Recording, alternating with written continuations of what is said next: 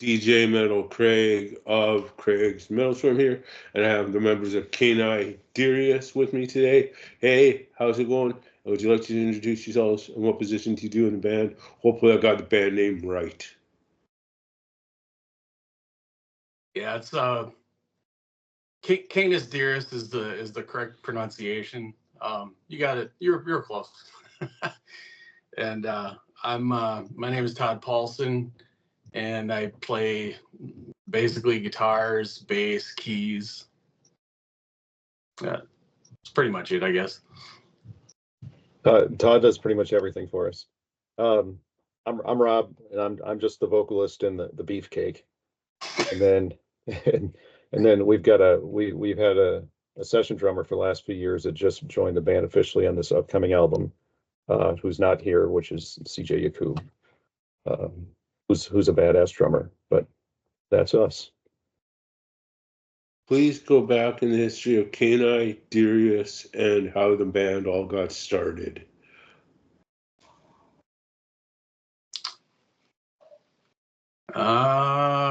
Boy, I guess it's kind of hard to remember that far back, but Rob and I have kind of known each other for quite a while, and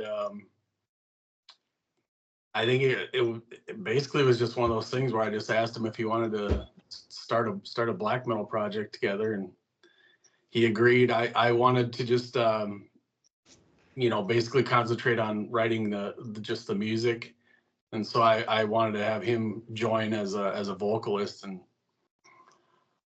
there wasn't really much said after that. It was just, okay, let's do it. And then we recorded the first album and was released in 2009, I believe, on Moribund Records.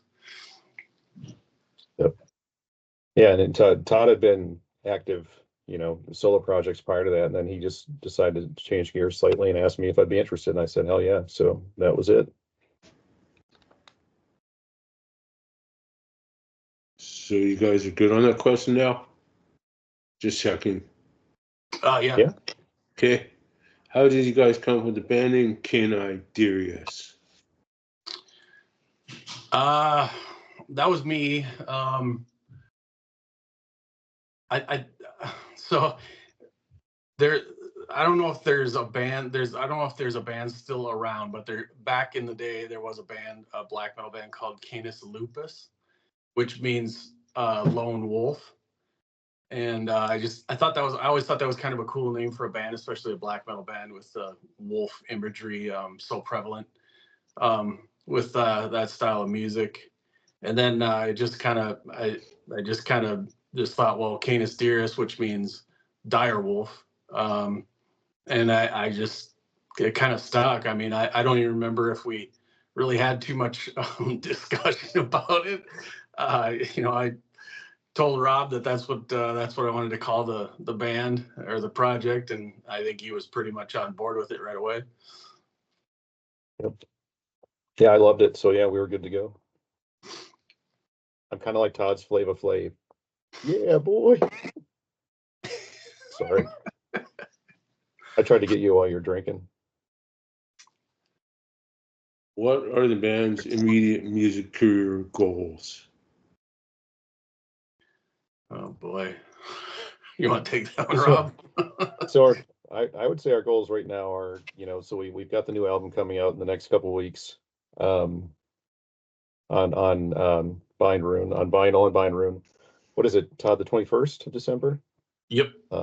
Yeah. So By the Grace of Death is coming out. That's our fourth full length. It's coming out on Bind Rune on vinyl on December 21st. On CD, it'll be on Alt Sealant in early January, I believe January 10th. Yep.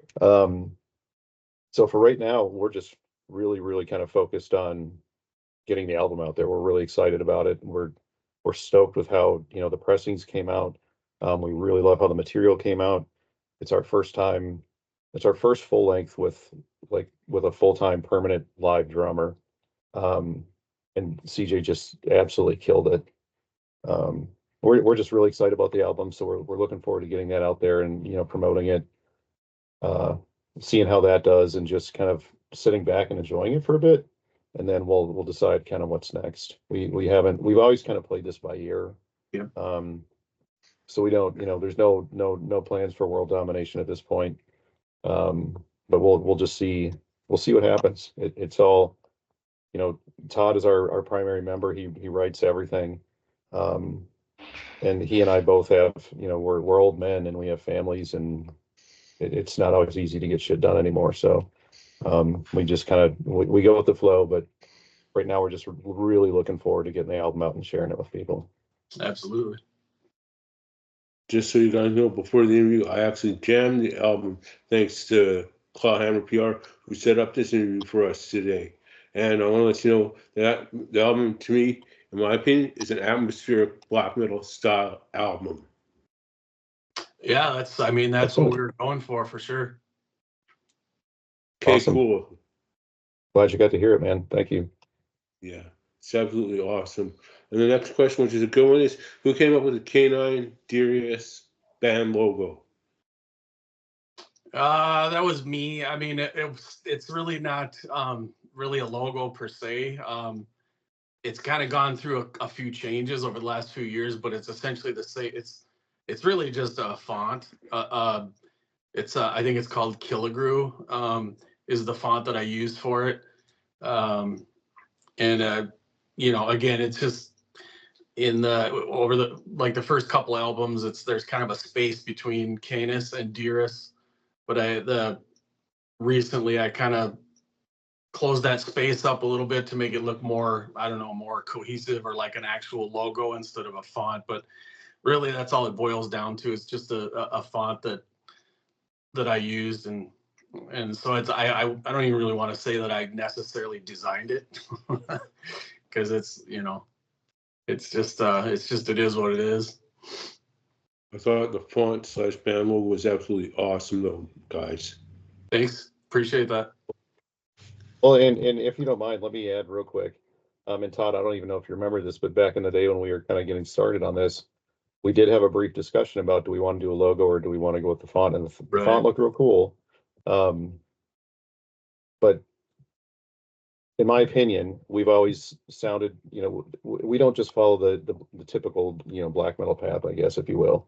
And we just saw, we don't need a big squirrely font with all the branches and shit coming off of it. And not that there's anything wrong with that, but we just thought we sounded a bit different. We wanted to approach things maybe a bit different, and we just kind of went that route. Sorry, just lost my place in the questions for a sec. No, fine. What band gear endorsements does Canis DIrus have? Want if they got any band gear endorsement goals? As a guitar player, I'm not really interested in any of that kind of stuff. I have probably can't see it anymore, but I have a collection of guitars back here, and I play different. I play Ibanez, BC Rich, Charvel, LTD.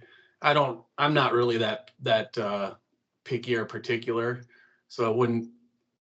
If somebody wants to give me a free guitar, that'd be cool. But it would have to be something that I actually would like and actually would play.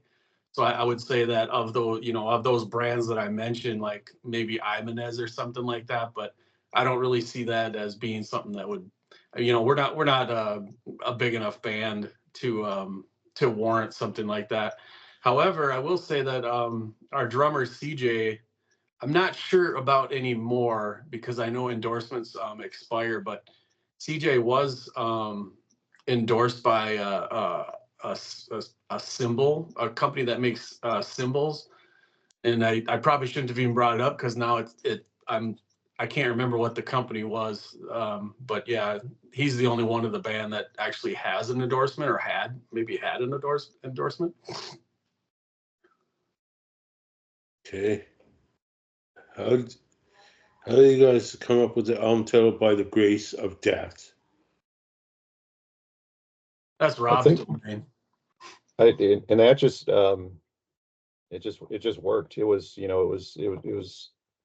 I like to pull things from lyrics, so song titles and or album titles from lyrics, lines and lyrics. Excuse me.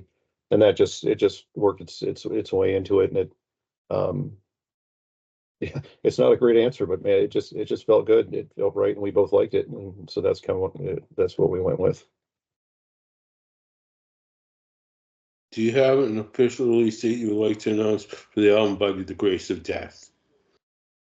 Well, like Rob had mentioned previous, the vinyl version of the album is coming out on December 21st, the winter solstice. And Bindrune is currently taking pre-orders for it right now for the vinyl. And then Rob and I actually just started our own record label earlier this year called Alt Seelen, which is German for old soul. and we decided to put the CD version out of By the Grace of Death. So on Alt Seelen, we'll be releasing the CD version on January 10th. And then just a quick note here: the CD version has a bonus track that's not available on the vinyl. Right on. Sorry, frog in my throat. No problem. Would you mind talking about your personal favorite track off of Grace by Death and the themes and concepts behind it, musically and lyrically? You go ahead, Todd, and you go first. It changes a lot, but I think overall, my favorite song on the album is "Tongues That Speak Ill." It's actually one of the oldest songs that I had written for this album. It goes back quite a few years, actually, maybe 3 years, I want to say. And it's it's not that deep of a track in terms of lyrical content. It's it's just basically a sort of a referendum on certain people who like to tell others how to live their life, or how to, what kind of a moral compass people should have when they they don't really have much of a moral compass themselves. And I don't know. I think the reason why that one's my favorite probably is just because it's pretty visceral. I mean, it's probably the fastest song on the record, and it's it does slow down in the middle. There's a middle section where there's like some ambient part with Megan from Crown of Asteria is doing like a banishing ritual. But for the most part, I mean, the song is just it's pretty. It goes full bore, like almost from start to end. So that's why I like that one the best. Very good answer. I like it. My favorite, to Todd's point, it does change a bit, and there are certainly parts from different pieces of songs that I might like the best, or favor here and there, but overall, it is the title track for me. It's just for me, it's just a really emotionally heavy track. I just love the slower pace. It's deep and it's heavy and it just fucking gets you, right. And then the lyrics for me, just were real personal, with kind of just struggles and things, and it can mean a million different things, and how you work through things in your life. And then oddly enough, after I wrote those lyrics, they kind of came true in a sense, in one for one part of the song, and it was just fucking nuts, and it blew me away, and that forever, as long as I'm alive, will mean a lot to me. So that's my favorite song. It's not I'm not going to go into all the fucking backstory behind it, but it's just that's the one for me.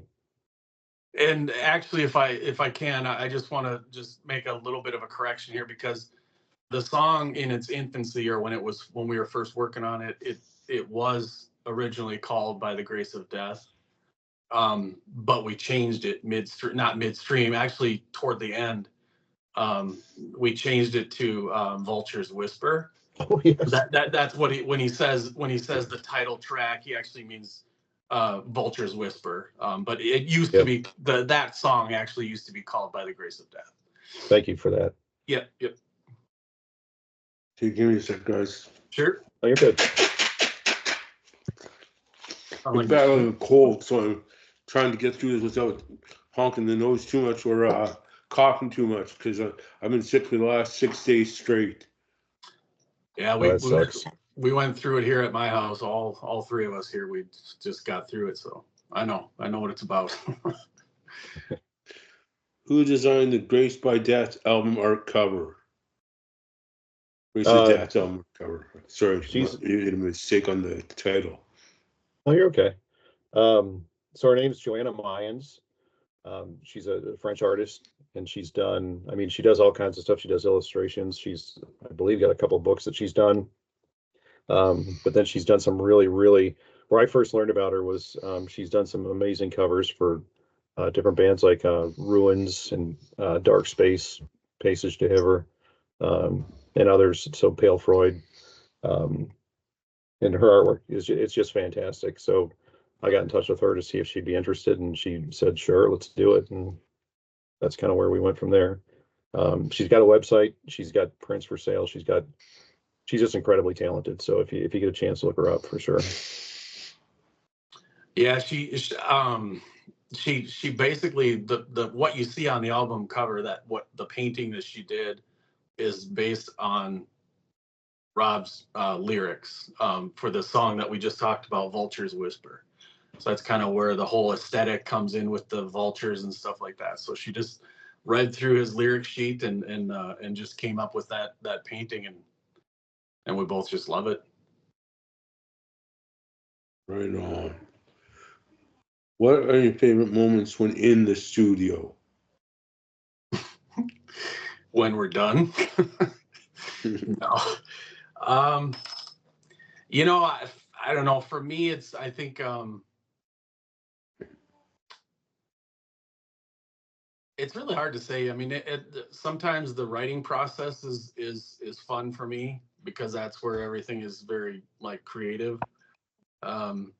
And other times I'm just like, sometimes I don't want to do anything. My mind doesn't want to go to like a compositional like mind frame. So then I guess sometimes like doing the mix, that's one of my favorite parts of it. It just really depends on kind of what my mood is.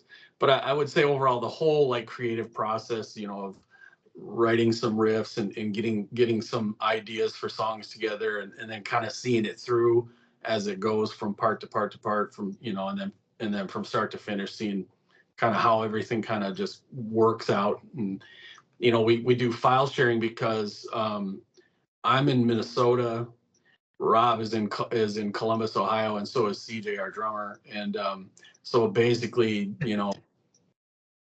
I'll get some ideas down for a song and send it to them guys, those guys, and they'll kind of mess with it and do what they need to do as far as vocals and drums, and then they'll just send me those files back, and then I can mix everything, and that's actually pretty cool, that part of it. And for me, just real quick, it's kind of like Todd said, just watching it all come together. But I really enjoy when Todd will send I hear the first kind of shell of what he's thinking, and I'll hear it, and I'm like, oh yeah, it sounds all right. And he's like, just hang on, man, just trust me here. And then we start to hear the layers. He adds layers and more and more layers, and just hearing it come together, I freaking love that, and then of course the finished product is just always incredible. And it for me, I'm not talented. I'm an old man. I'm not talented at all. I'm just screaming into a microphone, right? And so I've been a heavy metal kid all my life, and to have something come back and hear this album that I'm on is just humbling and fucking amazing, So that's the ultimate. That's the ultimate part, is when it's done. But I do love the process, getting into it and just seeing it all come together, because I like watching people's minds work. What is one of the newer bands you've been jamming on that's affected you guys musically? Boy, I don't really listen to a lot of new bands. there's a band. Hang on a second. Well, in a shameless self plug, there's a band called Aldeorta that we're releasing their debut album on Alt Sealand. They're very good. That I've been listening to quite a lot, but I'm also in the same boat with Todd, as I don't listen to a ton of new stuff. I'll take that back. There's a ton of new stuff that I listen to, but there's so much of it that I don't grab onto a lot of it. The bands that just really kind of center me and ground me are things that have been around for a few years, and they've got, albums that I can hang on to. And sorry, Todd, I interrupted you. No, I was just gonna say that as far as new bands, there's this English band that called Sergeant Thunderhoof. They're kind of just like a straight, just like kind of traditional heavy metal, or new wave of British heavy metal kind of style. And they're actually a new band that I recently discovered that are really pretty good. But I want to second what Rob said. Aldeorta.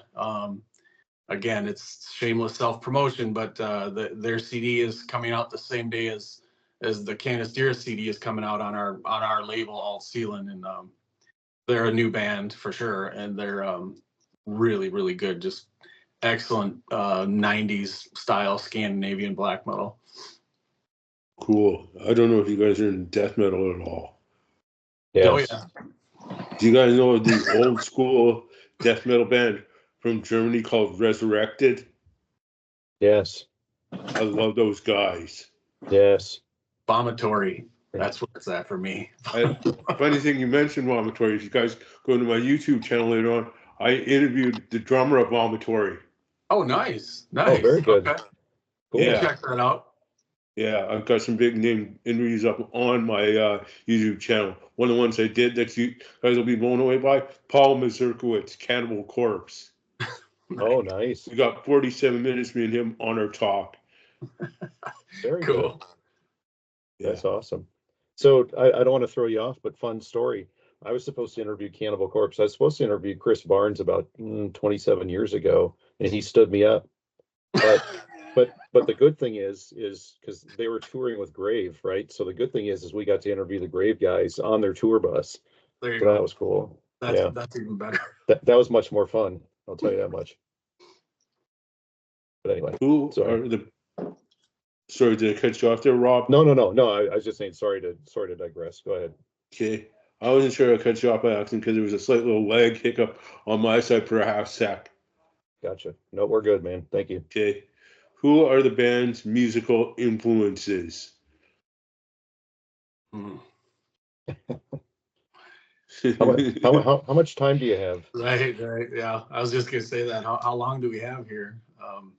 Boy, there's a lot. I don't know if you really picked up on it or not when you listened to the new album, but there's always been a little hint in our songs throughout all of our records. There's always been a hint of just like, traditional, I guess, heavy metal. So we're not just a straight up black metal band. We I guess if you want to put a label on us, we are a black metal band, but I think due to the fact that we're, as Rob said, old men, that our influences go way back. I mean, anything from classic rock to, 80s metal. I mean, grunge. I think Rob and I are both huge Alice in Chains fans. And that's not necessarily to say that, Alice in Chains, that their style doesn't really creep into what we do, but they're definitely still an influence for sure. And I mean, the list could really go on and on. I will just say, so, and it'd be easier. I shouldn't say easier, but you could talk about genres or genres or eras and whatnot. But if somebody were to ask me what is my most important album of all time, I would probably say Shout at the Devil. Motley Crue's Shout at the Devil. And I would say that that's my most important album of all time because that album changed my life. Like I had already been a Kiss fan, but I'd listened to pop and all kinds of other shit. But when Shout at the Devil came out, I was in sixth grade, and man, that I saw that at the record store. That I picked up the tape and the poster at the same time, and that the look and the attitude and everything was the best thing ever. And I decided at that moment, I'm like, yeah, I'm a metal kid. That's it, period. And I was done. For sure. For me, when I got into music, I was actually hooked on metal by the album Iron Maiden's Somewhere in Time. Yes, very good. A good one. And the other one that got me Classic. into them was Judas Priest, the one I don't remember the exact title for it, but it was from 1978. I can't do dates. I don't remember the album title either, but Was it it was a British good Steel? album. British, No, yeah, I'm thinking British Steel or maybe Screaming for Vengeance. Screaming Vengeance, I think it was. That one was good. Yep. Classics, man. Yep. What are the band's plans for touring? Any upcoming shows? Nope. No. Well, we're not really a live band. It just with all of us being so spread out, it's just really not feasible for us to play live. All good. I didn't know that. Oh, no problem. No, it's no okay. problem. Totally okay. How has your music evolved since you guys first began playing together? How has it progressed? Yeah, evolved, as in the sound and Evolved. everything over the years. I don't know that. I don't really know that it's really evolved so much as it's just sort of changed a little bit. I mean, if I listen to our first album, I can hear traces of our first record throughout our whole discography. I mean, it's we certainly don't make the same album all the time over and over again. So I guess we do evolve, but it's hard to say, at least for me, other than the more recent like acoustic stuff that we've been doing. For me, it's hard to say really how we've evolved, because there's still a through line within our music that's really kind of been the same from the start. I would say production wise, it's much better. That's it. Yeah. So that I guess that's it right there. It's basically, with each successive album, we've gotten better in terms of production value and sound. Well, and so that and the vocals, like, 'cause when we started out, the vocals were supposed to be kind of more. The whole thing was more raw in the beginning, right? Production and the vocals were just the high end shrieking. And then with each album, as I've gotten older and I've been less able to do the high end shrieking, it's starting to swing another way. So I think the vocal style has changed for sure, no question. But the production too, like the production has gotten cleaner and it sounds better. But it doesn't sound sterile in any way or fake and bullshit.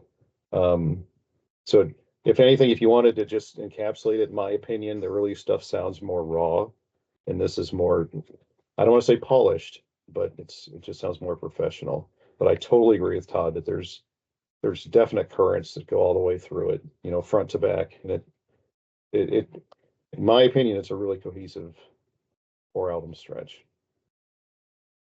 Yeah, I agree.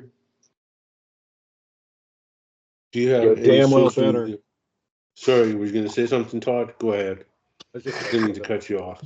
No, he's just being around. Do you have any social media outlets the band can be reached on? For what I was going to ask you guys next. Yeah. Yeah, just Facebook. Excuse me, Facebook and Instagram, and Bandcamp, and then well, that's it. Yeah. Right? Is that it, Todd? That's all of our social media? I don't know if I don't really consider YouTube social media, but there is a Canis DIrus YouTube channel, but there's really not much on there right now. I think there's one sort of like video for one track that we did off of from our last album. So there's really not, and it's not. I guess I don't really consider it social media anyways, because it doesn't really work the same as some of those other platforms. This next one, Rob, is going to get you laughing a little bit, but I feel it's going to ask you.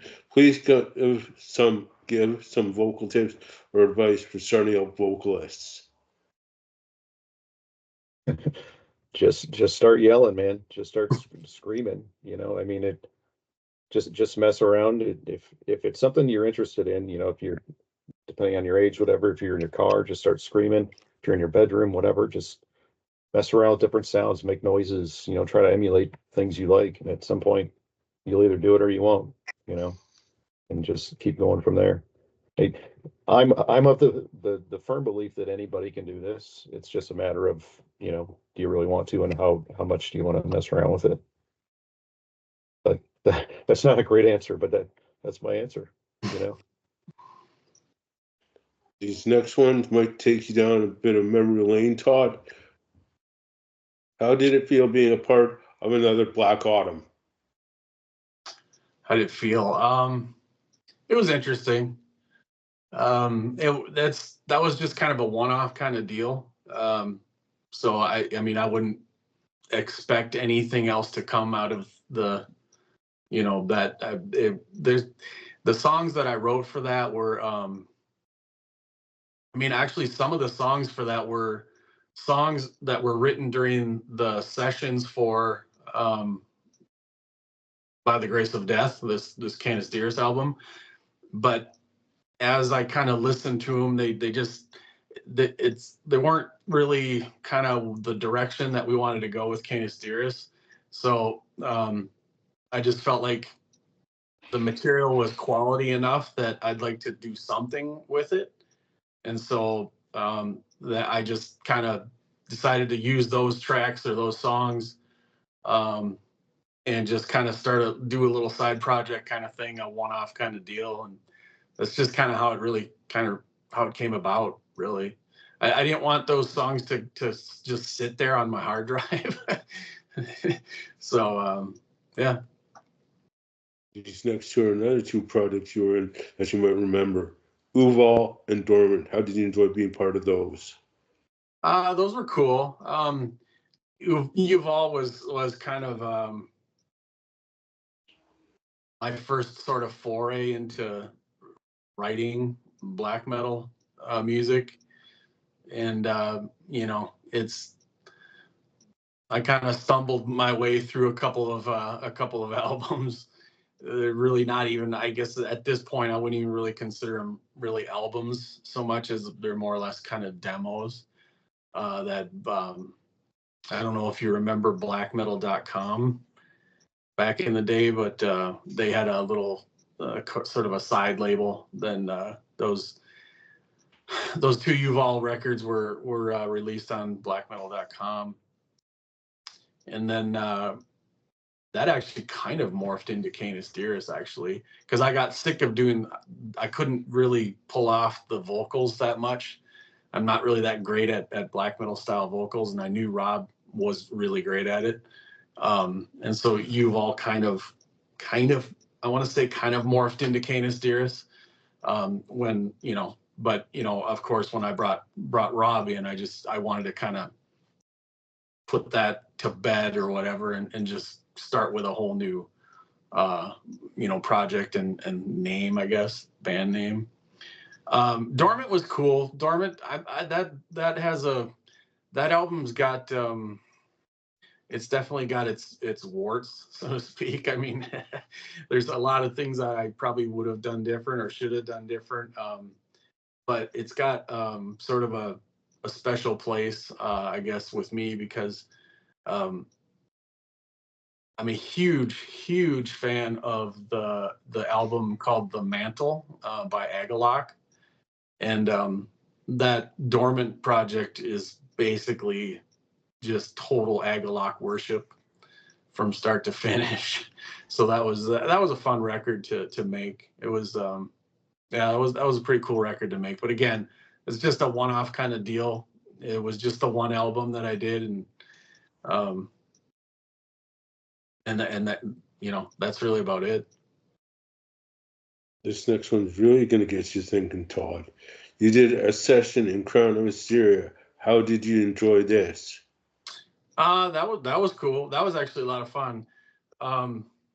She first approached me and asked me if I wanted to mix and master the album that she was working on called Cypher. And I said, yeah, I'll do it. And then later on, as we were kind of discussing it, she said that she needed one additional track, and she needed it to be like a sort of like an acoustic kind of thing. And she knows that I play mandolin, or at least I try. And so she asked if I would want to, just come up with an acoustic song for the record with some mandolin, and I think I put some ebo on there and just some regular acoustic guitar, and yeah, it's just sort of an interlude or a short little acoustic kind of atmospheric kind of song for the album. So yeah, that was fun. That was cool. And we're down to the last 4 questions of the interview. So we are almost out here, and then I'll need to let's see each of these for you guys after we're done these last 4 questions. Well, Okay. Fourth last question of the interview is, please give some tips or advice for starting out guitarists. Oh boy. Yeah, I would say if you're just starting out, practice, practice, practice, practice, and practice. And then when you get sick of that, practice and practice some more. And actually, if I could go back to when I first started playing guitar, I would take my own advice that I just gave. It's, some people can pick it up right away. I mean, I know people that just started playing guitar and like in 2 years they're like virtuosos.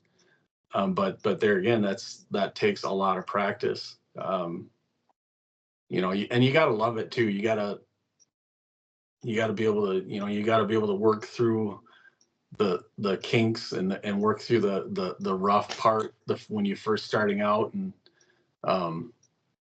you might not sound like you're doing anything right away when you first start playing, but yeah. And if you can, I mean, most guitar players, I would say, I don't know most, but a lot of guitar players are self-taught. But yeah, if you can get in with a teacher, an instructor, that's always good too, for the theory part of it. Right on. This next one is going to get Rob jogging down memory lane a little bit. How did it feel being a part of, and hopefully I get the band name right, Knock, N-O-K-K? Love it, man. We're still active. We actually just yesterday we're in the studio recording guitars for our debut full length. That's a live band, or it will be a live band. That thankfully so with Todd, Canis DIrus has been my first band, and my first love, Todd. It's my first love. It's my first metal band. But Knock is the first band I've been in. We practice each week. It's awesome, man. If I'll send you a link to our stuff. I'll send you one of our old EP, and you can check it out if you haven't heard it yet. But it's a lot of fun. The new record's gonna fucking kick ass. It's gonna be insane, and I'm really, really excited for people to hear it.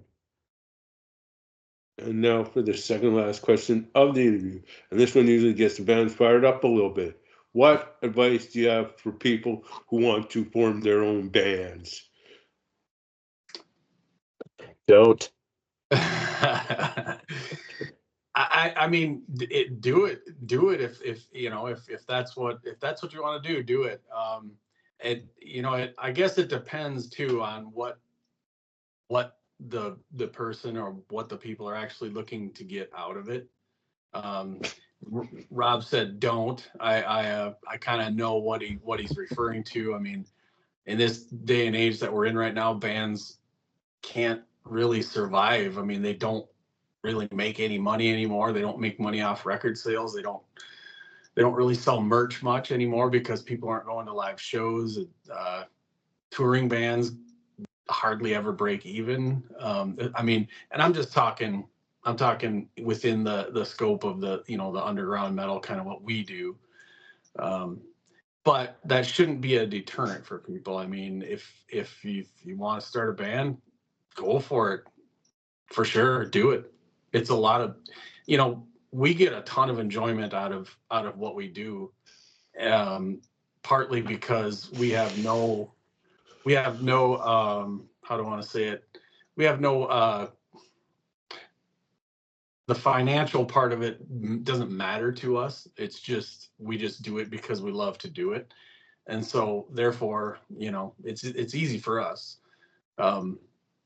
But yeah, if somebody's looking to you know, if somebody wants to just be in a band just because they want to get the enjoyment out of either getting together with some friends and playing in their garage or whatever, playing in clubs, their local rock clubs or whatever, fucking do it, man. It's a great experience for sure. If you want to do it, absolutely do it. You know, no matter what your reason for it is, do it. You know, if it's chicks, money, whatever, you know, hanging out with your buddies, any of it, it's all good. It's just whatever you want to get out of it, you can get out of it, but you got to work, you know, work hard. But yeah. That leaves us with the last question of the interview now. What new band news do you have on the Canis DIrus front? And then anything we might have missed in this interview? No, I mean, I think we kind of pretty much covered it. I mean, you know, we're obviously this interview here is you know, to promote the new record that's coming out. So I mean, immediate future, that's just really what we're looking at. We're looking at getting you know, as much information or noise out there that we can about this new album. This is our 4th full length. And that's, I mean, that's really it. We don't really have you know, we don't really look too far down the road with this project. So yeah, we're right here in the now with you know, by the grace of death. And I'm seeing some I should say some reviews come in that are actually really positive. So we're kind of hoping that this one kind of grabs people this time around. I'm definitely proud of it. I know we tend to say this all the time when we come up with it or when we release a record, but I feel like it's the best thing we've done. So yeah, so we're just trying to promote this thing. Yeah, I would agree. You know, like Todd said, we don't look too far forward. We take things as they come, and as you know, as Todd gets inspired, if we're gonna write, we're gonna write. Otherwise, we work on other projects, and yeah, we're just really excited to be where we are right now. It's a great freaking album, man. You know, and I don't like to talk, you know, I don't like to speak that way about our stuff, but it's really good. And Craig, we really appreciate you setting this up, man. And thank you for your flexibility as well. That was awesome. Appreciate it. Yeah, for sure. Thanks a lot for working with us on this. And I know it took a couple weeks to get this all set up, but really appreciate it. Thanks a lot. You're most welcome, guys. And before we get into the station ladies, I'd like to thank Scott Ryan for setting us up with this interview from Clawhammer PR, and thank you and Rob both for the interview tonight. And first station ID we're going to do before we get out of here is I'm going to use you as the example, Todd, and Rob's going to follow you up afterwards. Hey, this is Todd of Canis DIrus, and you're listening to Mangled Music Radio. Then Rob will follow you up right afterwards. All right, let me see if I remember all that. Hey, this is Todd from Canis DIrus, and you are listening to, I already forgot. Mangled Music Radio. Okay. All right. Hey, this is Todd from Canis DIrus, and you are listening to Mangled Music Radio. Ready for me? Hey, this is Rob from Canis DIrus, and you're listening to Mangled Music Radio. And then I Stay need a talking somewhere metal. station ID for Craig's Metal Storm. Can we swear on this, Craig? I should have asked you in the beginning. I'm sorry. I swear sometimes.